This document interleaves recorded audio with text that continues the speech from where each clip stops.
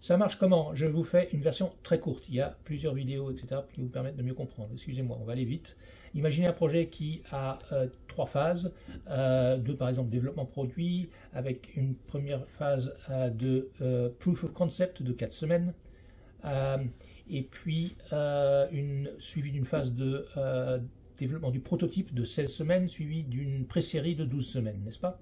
Donc 32 semaines planifiées, on se lance comme ça, et on va probablement finir en retard. Le taux de respect des délais des projets dans le monde, quel que soit le type de projet, est assez mauvais, et régulièrement en dessous de 50%, voire de 0%, aucun projet jamais terminé à l'heure.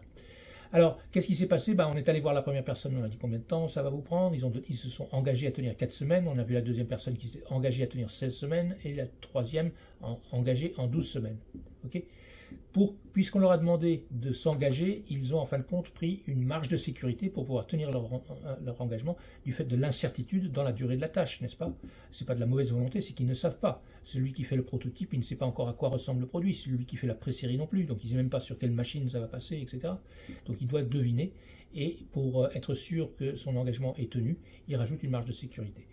Pour rester très simple, ici, nous avons supposé que la marge de sécurité était la moitié des durées indiquées par les personnes. D'accord?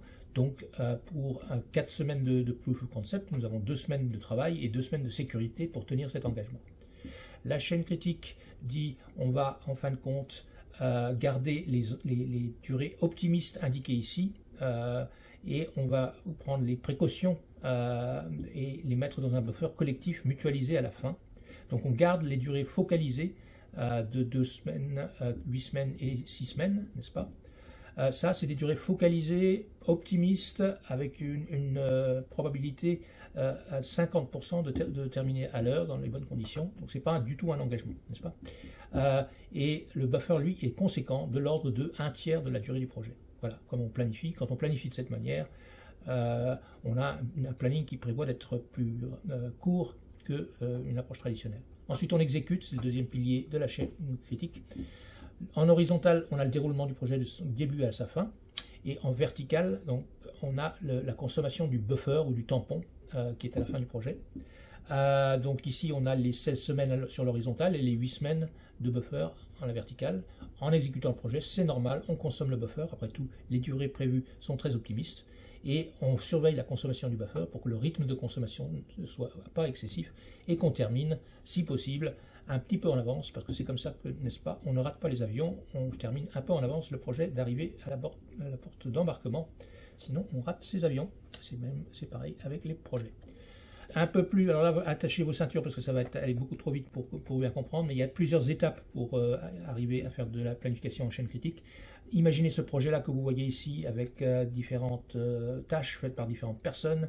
Le chemin critique est indiqué en rouge ici.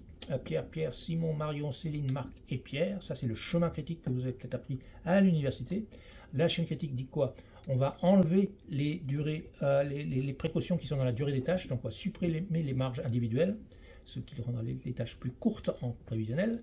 Ensuite, on va niveler les ressources, c'est-à-dire qu'on ne va pas prévoir qu'une personne fait 2 choses à la fois. Et donc ici, Pierre, on a séquencé le travail pour que Pierre fasse une chose après l'autre et pas plusieurs choses à la fois. Ensuite, on va identifier la chaîne critique qui est le cousin proche du chemin critique, sauf que ça prend en compte la disponibilité des ressources, et donc vous l'avez là en rouge. Et enfin, on va insérer des tampons. Le tampon projet, je vous en ai déjà un peu parlé, c'est à la fin du projet, ici, donc 1/3 de la durée. Mais il y a aussi d'autres tampons dits auxiliaires qui s'assurent que le non critique reste non critique. Excusez-moi, ça va très vite, je sais, mais si vous voulez une version plus longue, vous pouvez par exemple regarder cette série de 4 vidéos de 20 minutes chacune, qui vous explique tout ça beaucoup plus tranquillement, et ça vous permettra de mieux comprendre. Ou plein d'autres vidéos qui sont à votre disposition.